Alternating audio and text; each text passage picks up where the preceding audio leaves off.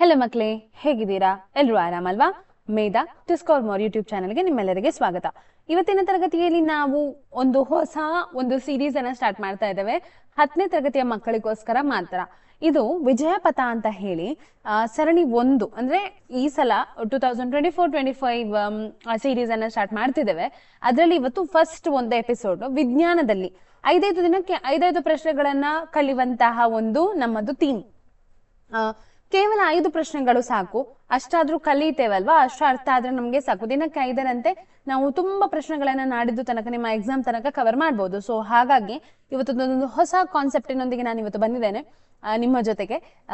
So start ಮಾಡುವ.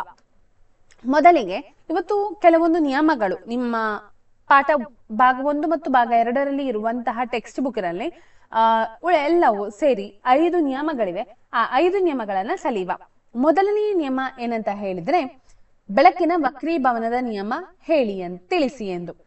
ನಿಮ್ಗೆ ಗೊತ್ತಿರುವ ಹಾಗೆ ಪತನ ಕಿರಣ ಮತ್ತು ವಕ್ರೀಭವನ ಕಿರಣ ಏನಾಗ್ತದೆ, ಮತ್ತು 2 ಮಾಧ್ಯಮಗಳ ಸಂಪತ್ತು ಮೇಲ್ಮೈಗೆ ಪತನ ಬಿಂದುವಿನಲ್ಲಿ ಎಳೆದ ಲಂಬವು ಒಂದೇ ಸಮತಲದಲ್ಲಿ ಇರುತ್ತದೆ ಅಲ್ವಾ.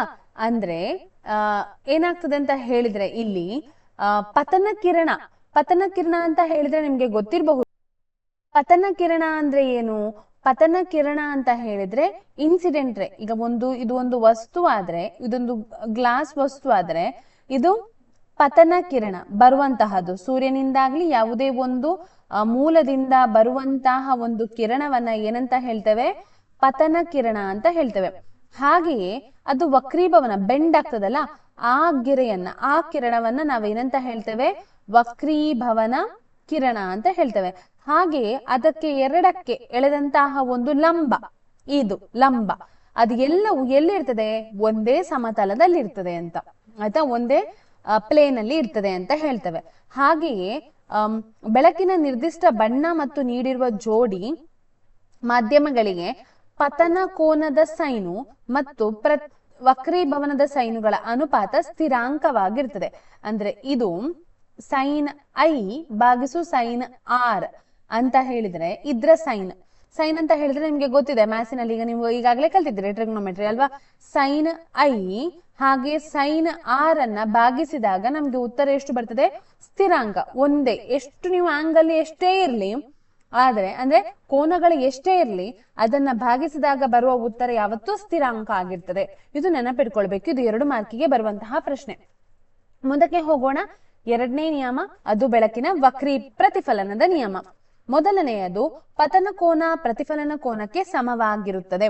ಒಂದು ವೇಳೆ ಇದೊಂದು ಸಮತಲ ಆಯ್ತಾ, ಈ ಸಮತಲದಲ್ಲಿ ಇದೊಂದು ಸಮತಲ, ಇಲ್ಲಿ ಒಂದು ಗೆರೆ ಆಯ್ತಾ, ಇದು ಯಾವ ಕಿರಣ? ಇದು ಪತನ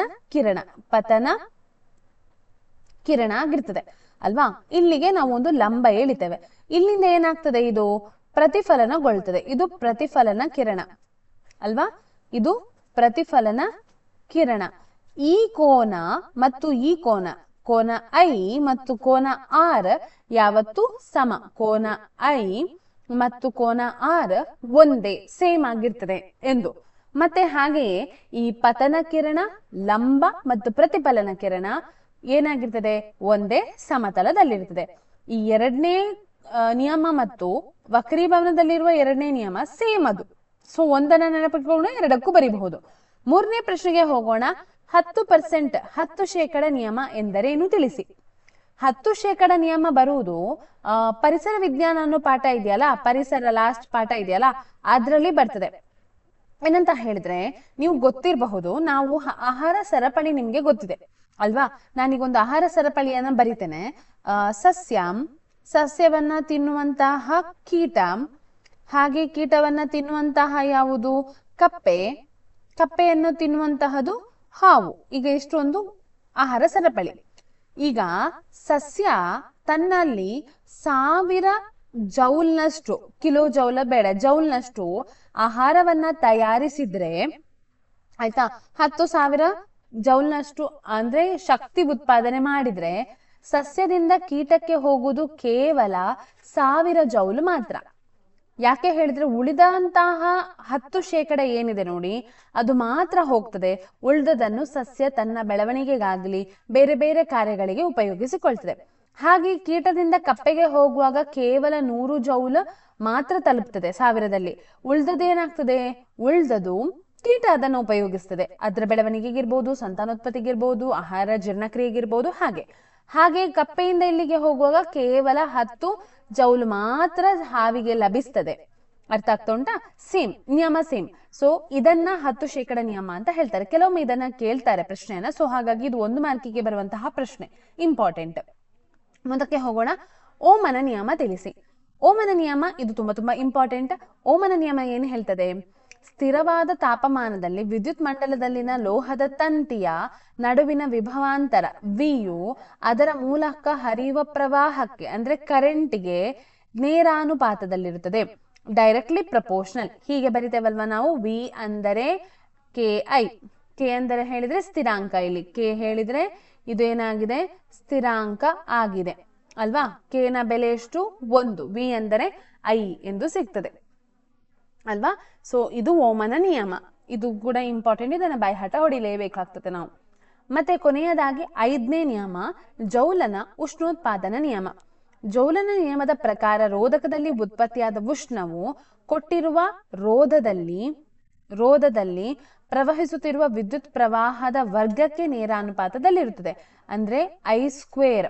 H is equal to I² ಇಲ್ಲಿ. ಆಯ್ತಾ? HI² ಅಂತ ಬರೆಯುವುದು. ಹಾಗೆ ಕೊಟ್ಟಿರುವ ವಿದ್ಯುತ್ ಪ್ರವಾಹಕ್ಕೆ ರೋಧವು ನೇರಾನುಪಾತದಲ್ಲಿರುತ್ತದೆ. ಪುನಃ I ಅಂದರೆ ಡೈರೆಕ್ಟ್ಲಿ ಪ್ರಪೋರ್ಷನಲ್ ಟು R. ಹಾಗೆ ರೋಧಕಗಳ ಮೂಲಕ ಹರಿಯುವ ವಿದ್ಯುತ್ ಪ್ರವಾಹದ ಕಾಲಕ್ಕೆ ನೇರ ಅನುಪಾತದಲ್ಲಿರುತ್ತದೆ. H directly proportional to T. ಇದನ್ನ 3ನ್ನ ಒಟ್ಟಿಗೆ ಸೇರಿಸಿ ಬರೆಯುವಾಗ ಏನಾಗ್ತದೆ? H is equal to I²RT. ಆಯ್ತಾ? ಇದು ಅದರ ಸೂತ್ರ. ಇದು ಸೂತ್ರ ಇಂಪಾರ್ಟೆಂಟ್. ಇದರ ಸೂತ್ರದಲ್ಲಿ ಕೆಲವೊಂದು ಪ್ರಶ್ನೆಗಳನ್ನ ಕೊಡ್ತಾರೆ. ನಾವು ಮುಂದಿನ ತರಗತಿಯಲ್ಲಿ ಇದನ್ನ ಮಾಡುವ. ಸೊ ಇದಿಷ್ಟು 5 ನಿಯಮಗಳ. ಇದನ್ನ ನೀವೀಗ ಏನ್ ಮಾಡ್ಬೇಕಂತ ಹೇಳಿದ್ರೆ, ನಿಮ್ಮದೊಂದು ಪುಸ್ತಕ ಮಾಡ್ಬೇಕು. ಆಯ್ತಾ? ಪುಸ್ತಕ, ರಿವಿಷನ್ ಪುಸ್ತಕ ಮಾಡ್ಬೇಕು. ಈ ರಿವಿಷನ್ ಪುಸ್ತಕದಲ್ಲಿ ದಿನಕ್ಕೆ 5 ಪ್ರಶ್ನೆಗಳನ್ನ ಕಲ್ತು ಅದರಲ್ಲಿ ನೋಡದೆ ಬರಿಬೇಕು. ಇಷ್ಟು ಮಾಡ್ಲೇಬೇಕು ನೀವು ಪ್ರತಿಯೊಂದು ಇದರಲ್ಲಿ ಕೂಡ. ಇವತ್ತು ಸೈನ್ಸ್ ಮಾಡುವ, ನಾಳೆ ಮ್ಯಾಥ್ಸ್ ಮಾಡುವ. ಓಕೆ? ಸೊ ಅದರ ಬಗ್ಗೆ ಮ್ಯಾಥ್ಸ್ ಮತ್ತು ಸೈನ್ಸ್ ನ ಬಗ್ಗೆ ಚಿಂತೆ ಮಾಡ್ಲಿಕ್ಕೆ ಹೋಗ್ಬೇಡಿ. ಅಂದ್ರೆ ನೀವು ಕಲಿಬೇಕು ಹಾಗಂತಲ್ಲ, ಆದ್ರೆ ಬೇರೆದನ್ನು ಕೂಡ ದಿನಕ್ಕೆ 5 ಪ್ರಶ್ನೆ ತರ ಕಲಿಯಿರಿ. ಇದು ನಿಮ್ಗೆ ಹೆಲ್ಪ್ ಆಗ್ತದೆ. ಎಲ್ಲ ಒಮ್ಮೆಲೆ ಬರ್ಡನ್ ಆಗುದಿಲ್ಲ. ಅರ್ಥ ಆಗ್ತಾ ಉಂಟಲ್ಲ? ಸೊ ಇವತ್ತಿಗೆ ಇವಿಷ್ಟೇ. ವಿಜಯ ಪಥದ ಸರಣಿಯನ್ನು ನಾವು ಮುಂದುವರಿಸುವ. ವಿಡಿಯೋ ಇಷ್ಟ ಆಗಿದ್ರೆ ಲೈಕ್ ಮಾಡಿ, ಶೇರ್ ಮಾಡಿ ಮತ್ತು ಚಾನಲ್ ಅನ್ನ ಸಬ್ಸ್ಕ್ರೈಬ್ ಮಾಡಿ ಅಂತ ಹೇಳ್ತಾ ಎಲ್ಲರಿಗೂ ಧನ್ಯವಾದಗಳು.